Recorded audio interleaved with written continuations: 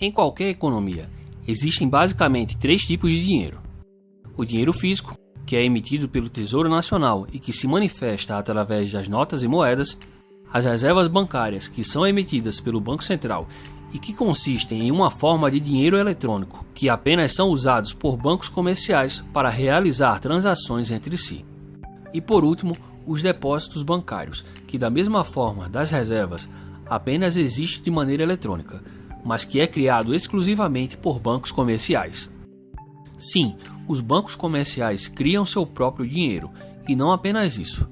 Na verdade, o dinheiro criado pelos bancos comerciais, costumeiramente, representam mais de 90% de toda a oferta monetária de uma economia. Antes de 2008, as economias globais viviam sob um sistema monetário de restrição de reservas, ou seja, as reservas bancárias, que é o dinheiro criado pelo Banco Central, eram escassas. Após a crise de 2008, com os programas de afrouxamento quantitativo, houve uma explosão na quantidade de reservas alocadas no sistema financeiro, e isso alterou para sempre toda a dinâmica do sistema bancário, como veremos a seguir. Esse vídeo é patrocinado pela Morgantes Metais, uma empresa focada em oferecer metais e joias preciosas de alta qualidade a um custo acessível. Em aulas na faculdade, textos na internet e vídeos no YouTube, inclusive em um vídeo antigo que fiz aqui no canal sobre o tema, é comum descrever o sistema bancário de reservas fracionárias da seguinte maneira. Digamos que você deposita R$1.000 em sua conta corrente no seu banco. Muita gente acredita que os R$1.000 ficarão ali parados, esperando para serem sacados, mas o fato é que os bancos têm a obrigação de manter guardado apenas parte do dinheiro que você depositou. Sendo assim, o seu banco vai guardar uma parte desse dinheiro, digamos R$100, e emprestar os R$900 restantes para outra pessoa. Essa outra pessoa vai acabar gastando essa quantia de alguma forma e, inevitavelmente, esse dinheiro acabará sendo depositado em algum banco. Esse banco vai guardar uma parte desse dinheiro, nesse caso R$90, e emprestar os R$810 restantes para outra pessoa, e assim sucessivamente. E ao mesmo tempo em que o seu dinheiro foi sendo emprestado a outras pessoas, ele continuou integralmente disponível a você. Dessa forma, os seus R$1.000 iniciais se transformaram em R$10.000 como num passe de mágica. A porcentagem que cada banco tem de obrigatoriamente guardar de cada depósito é determinada pelo Banco Central e é conhecida como o depósito compulsório. No nosso exemplo, o depósito compulsório foi de 10% do valor de cada depósito. No mundo real, o compulsório é a quantidade de reservas bancárias, o dinheiro criado pelo Banco Central, que um banco deve ter na sua conta depositada junto ao Banco Central. A quantidade de reservas funcionaria como um lastro para a quantidade de depósitos bancários que um banco poderia criar. Por exemplo, se um banco comercial possui 10 milhões em reservas e a taxa de compulsório é de 10%, então o banco estaria livre para transformar esses 10 milhões em até 100 milhões de reais em depósitos.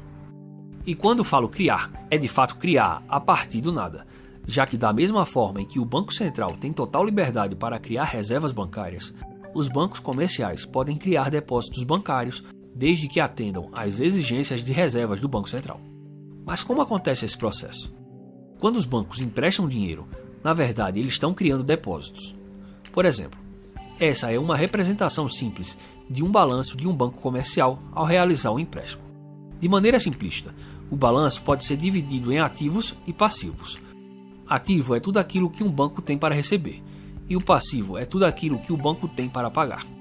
Quando um banco faz um empréstimo de R$1.000 ao seu João da mercearia, isso significa que o seu João da mercearia terá que pagar no futuro os R$1.000 acrescidos de juros ao banco. No balanço do banco, esse empréstimo corresponde a um ativo de R$1.000. Ao mesmo tempo, um passivo de R$1.000 é criado, já que o banco agora tem que disponibilizar R$1.000 para o seu João da mercearia. Mas então surge a pergunta: de onde veio os R$1.000 que foram depositados na conta do seu João da mercearia? De lugar nenhum.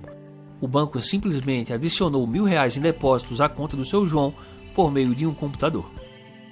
Na prática, você pode imaginar este modelo como uma pirâmide. O compulsório, composto basicamente por reservas bancárias, é a base da pirâmide.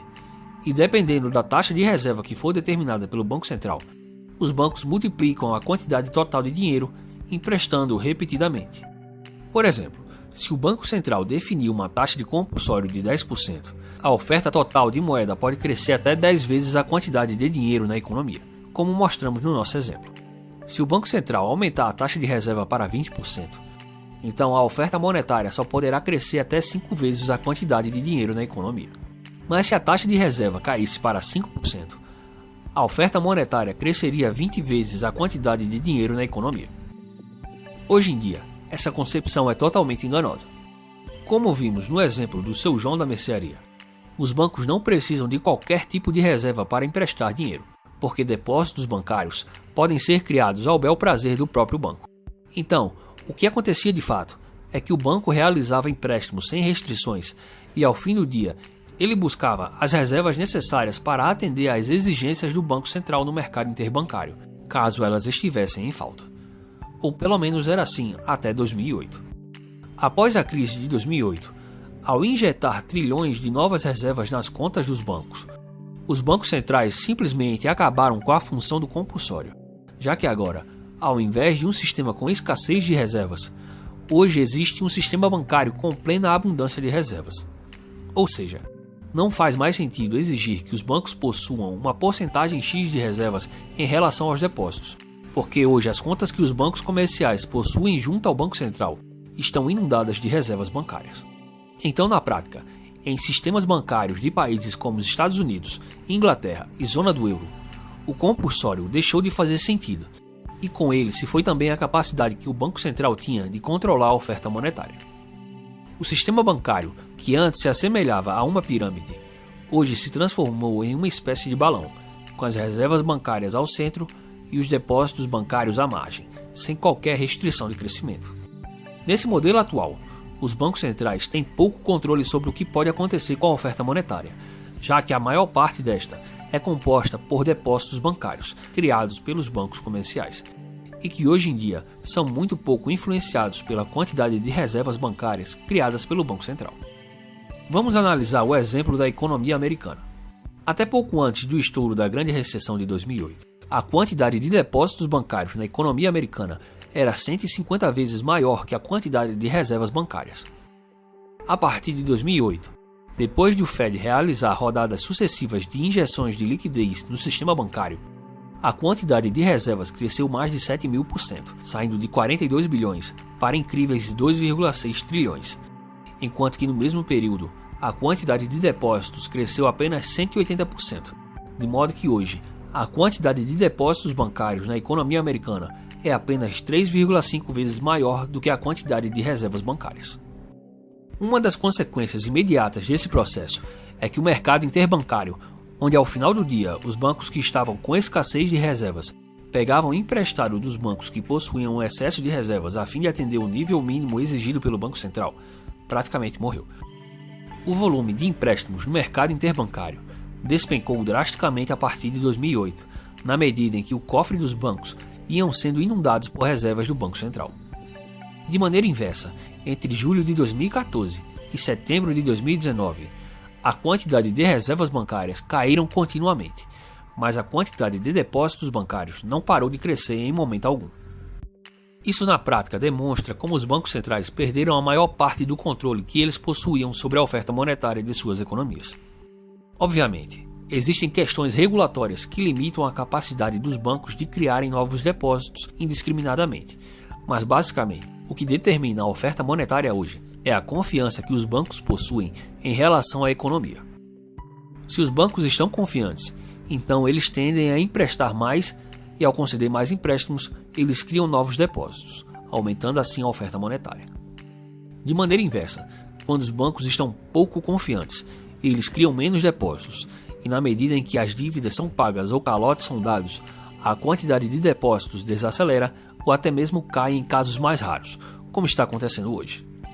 Por fim, depois de entender tudo isso, é fácil perceber como o principal corolário desse atual arranjo financeiro é que, mais do que nunca, o dinheiro gerado atualmente tem como base dívidas e não a produção de bens, e todo o sistema econômico global hoje está assentado neste esquema. Se isso é sustentável ou não, eu deixo para você responder. Se você gostou do conteúdo, então deixe o seu like e se inscreva no canal. Caso tenha alguma dúvida, crítica ou sugestão, deixe um comentário que terei o maior prazer em respondê-lo. Muito obrigado por assistir ao vídeo e até a próxima.